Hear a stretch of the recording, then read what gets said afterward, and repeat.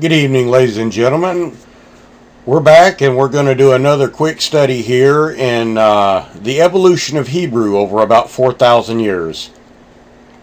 What I'm about to show you here are going to be examples that I have seen from pictographs, from photos, from tracings that people took on pieces of paper, or from documentaries. Now, the red lines that you see all along, up and down on this screen, and as you'll see all through this, are the changeover between Paleo-Hebrew and Numidian Hebrew. In other words, the red line represents your Babylonian captivity. Coming out of the Babylonian captivity, Hebrew had a decidedly more Syriac, Chaldean influence to it, which changed the shape of the characters. But here you're going to see Hebrew that's been found in Egypt, Hebrew that's been found in the very south of Canaan called Negev Hebrew, which means Southlands.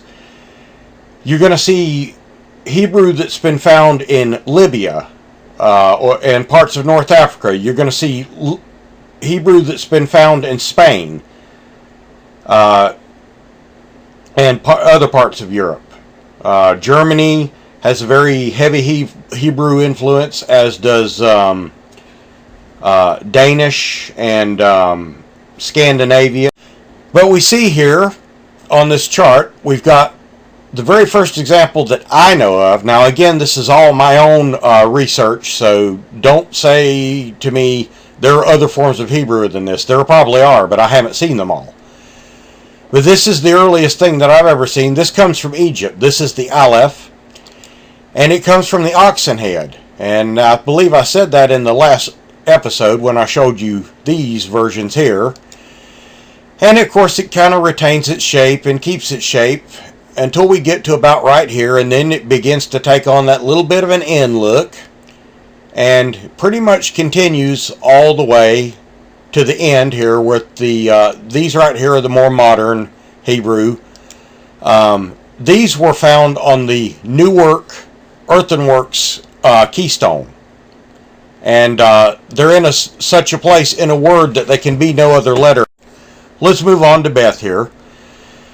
This is the Beth that I showed you the other night in the Paleo-Phoenician study, and of course it kind of retains its shape. And this kind of looks like one on its back, and then you've got kind of a weird shaped one here. And then of course you get to your modern ones here, and these are not necessarily in any particular order, but some of them are. And this one was found after the Babylonian captivity, and as you can see, it's kind of reminiscent of these. And there's a simple explanation for that. It is that the 10 tribes of Israel, which were already freed of the Assyrian captivity, were still using the old form of Hebrew even after the tribes of Judah and Benjamin, with the handful of Levites that were thrown in them, were using the new form. So we find Paleo-Hebrew that is after the time of Numidian Hebrew. And people scratch their head and say, oh, I wonder how that can be. Oh, it must have been faked. Well, no, not necessarily. The other tribes of Israel kept on using the old form of Hebrew because they were not taken into Babylon. In other words, they didn't go through the Babylonian captivity. They went through the Assyrian captivity. So they were still writing with the old form of Hebrew. And then here we go with the Gimel, which means camel, by the way. And these are the forms I showed you the other night. And you can see pretty much that it kind of reverses, and this is where it goes modern. This is your modern Gimel. And then I told you that Daleth means door. This is the earliest known form of it. This was also found in Egypt. And I told you it could also make a triangle or a pyramid shape in some forms, and this is one such shape. This is the shape I showed you the other night. These are derivatives of it. And then you can see the evolution of it through the Syriac till we get to our modern one that kind of even looks like the Resh. And then we get to the H, the he and the ha and the hey, and it kind of looks like the hands of a man's raised in praise, or something similar to that. Now these right here are your Paleo and Phoenician versions here. These are transitional. Nobody really knows why or where they came from, or at least I haven't been able to determine where they came from, but you can certainly see a similarity between them. And right here you can see the Babylonian line captivity, and you can see the Syriac Chaldean influence on it till we get to the modern letters here. And again, some of this is Hebrew Numidian, and some of it is cursive form. They do have cursive and calligraphic ways of writing it in Numidian, as they did probably in Paleo, just as we do in English. So next we move on to the Vav, which kind of looks like a flag. And then it takes on this shape. And then we've got these two here. These were both found on the Bat Creek Stone in Tennessee with the 9 Caucasian bodies. A lot of people attribute it to the American Indians and believe that American Indians wrote these things. Well, there may be some basis in truth for that, but I think that the fact that they were found with 9 Caucasian bodies buried in Loudoun County, Tennessee, pretty much shows that there were Hebrews there, and as we know, there were mines all up and down the Mississippi where the Hebrews were mining copper. There are legends of King Solomon's mines being in South America, and some say it was even in North America. But one of these Vavs is the normal Vav, and the other one, this is also the letter Vav, but these are both on the Bat Creek Stone at the same time. So this one was used as a Masoretic note to indicate that there were 6 words on the stone. Then we see that these are other variations of it. And we can see right here to where it switches over. This is your Babylonian captivity, and we get to the modern Vav, which kind of looks like a hatchet. And then we've got your Heth here, and this is the earliest form that I know of. This also was found in Egypt and around Libya. These are the ones I showed you the other night. I even mentioned that if you took the top and bottom line out, it could look like an H, and then it begins to look like a ladder. And then it goes to this more M-like feature until we get to the modern version, which is these last couple here. And likewise, here's your Kaf. This one was found, I believe, also in Egypt or in Libya or North Africa or somewhere. And around the area of Carthage, I believe, is where it was found. And these are the ones I showed you the other night in Paleo, Hebrew, and Phoenician. These are your backwards Kafs. And this says Kaf. It should say K-A-P-H or K-O-P-H, but I just left the F there so that you can see the sound that it makes. And then we get into your modern versions here with your decidedly more Syriac look, kind of even looking like a sickle. And then, of course, we've got your Lamed, which kind of looks like a fish hook. And then we've got one that actually looks like an L, and then a backwards L. But if you can see on the new one here, you've still got that L shape. If you cut the bottom portion of it off and remove a little bit of the calligraphy, all across these, you still have that L shape, except for right here where they've added a little ornament.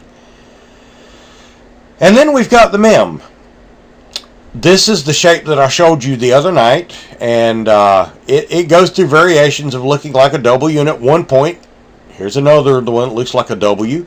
At one point, it finally looks like an M, but then it goes to like our little cursive N, and then it begins taking on a decidedly more D or rounded shape, and then it kind of looks like a heart. A lot of people get these mixed up with other letters, and I'll show you as we get lower on the scale. And then we've got your Nun here, and this is the earliest form that I know of. This was found, I believe, in Morocco or someplace like that, Northern Africa. A lot of people use this to try to say that Israelites were black and, let them have their arguments. It's no big deal. I mean, the Bible speaks specifically of what race the Hebrews were, and it really doesn't matter now today anyway. But here are the ones that we see now, that I showed you the other night. They are the decidedly more N shape of the Nun, and you can see it begins looking more like a Y and then maybe a J. And it kind of continues that on all the way to the end here. Even in the New Median. Kind of looks like a bent hatchet or a golf club or whatever. And then we move on to the P or the Phi. And I put an F here to let you know what sounds this can make. This looks like a fractionary greater than or less than sign. And then it goes into this weird kind of a snake shape. Then it kind of looks like a staff. And this is one of the only letters that basically from here on pretty much retains its shape. Just slight subtle differences. One of the only ones. And then we go here to the Qaf. These are pretty standard for Paleo and Phoenician. This one was found in New Mexico. It's been found in Libya. We can date Hebrew by this. And it is a weird shaped Qaf. But then we've got one that looks like a 4. Then one that looks like a G. And then we've got one that even looks like Ogum here for the gold or silver sign in Ogum. And then we've got your more standard one that looks like a P. This is your modern Numidian Hebrew. And then, of course, we've got the Resh, which means the head, which is originally what it started off as. And then it kind of went to looking like a flag. And then I told you the other night that it kind of had some more rounded shapes. Then it goes to looking sort of more modern, then more like the older version. Again, probably the reason for this, the 10 tribes still using the old version long after the Babylonian captivity. Then we get to the modern Resh that we see today, which kind of looks like our backwards cursive R. And then we've got the Samic here, and there's probably more for Samic than this, but these are the ones that I know of. And you can see where it switched and began looking like a D or like a harp. Now, Shin is one that is pretty much always, during its lifespan, looked like a W in some shape or form, all the way through. Now, my drawing of it here is not quite as nice or shapely as the Hebrews would do it, but it gets the point across. You can tell what the letter is. And then we move to the Tav. This is the one I showed you the other night. This is this and this are the most common forms. And I told you that in certain places it had been found to look like a T, or if you stood it up, it would look like a T. And this is very much like the Phoenician and like the Greek. And then it kind of takes on the J, and this is kind of an odd, short version. And these are your modern versions here, or maybe even from here to here. And then we go on to the Teth and the Cheth. One actually derived from the other. We do have the B character here, which is the earliest known form that I know of. These are the most common for Paleo and Phoenician, and this is the current versions here. Then we go on to Sadi. Sadi kind of looks like a television with an antenna sitting on top there. Then it takes on this like an M look. Then it looks like a backwards Mem. Then it looks like a Y, then an H, then a backwards 4, then even a Zion. And then we get to the modern forms of it here, which finally forms up and even looks very similar to the next letter if you look at here and here. But this is Ayin. This was found in Egypt. This is where we get the I from. And this also, much like I showed you in the Hebrew and Greek, very similar to the Hebrew and Greek Omicron and Ayin, which means the open eye, to look, behold. And then we get more oblong, and then we get kind of a diamond shape, and then we get a darkened version here. And then after the Babylonian captivity, we get what looks like a closed eye, even with a bag up under it. And then you get your more decorative version, these last three here, which is the modern. Then we go to the Yod, which kind of looks like a hand, and then a chair, and then a backwards F, and even a Z. And these are your most common forms in Paleo and Phoenician. And then we get to your modern forms here. And these last three would be the modern Y.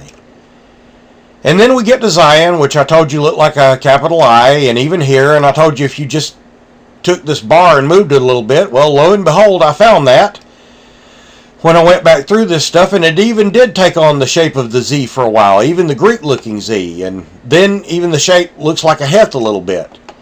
And then we got kind of a weird shape here, and these would be your modern ones. And like I said, some of this is cursive Hebrew, and some of it is the natural, normal, just written Hebrew. But there you go. There's about 4,000 years worth of Hebrew in 15 minutes or less, and submitted for your approval or disapproval. There you have it.